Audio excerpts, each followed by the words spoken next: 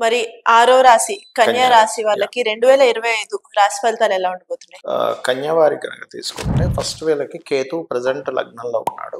So okay. Ketu ఉన్నప్పుడు ఒక 9-10 months నుంచి హ్మ్. సర్వసాధారణంగా వీళ్ళకి ఏంటంటే కొంచెం ఆటంకాలు ఎక్కువ అవుతూ ఉంటాయి. కాకపోతే 12లోకి వెళ్ళినప్పుడు ఏం జరుగుతుందంటే ఈ 12వ స్థానంలో ఉన్నటువంటి కేతువు కొంచెం ఏదైనా మెడికల్ రిలేటెడ్ వాటికి ఇన్వెస్ట్మెంట్స్ ఖర్చులు కొంచెం పెరుగుతుంటాయి మెడికల్ పరంగా.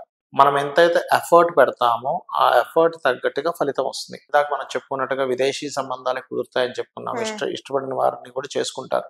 కానీ వీళ్ళు ఏదైనా వివాహ విషయాలు నెక్స్ట్ ఇయర్ మార్చ్ లోపలే క్లోజ్ చేసుకోవడం మంచిది.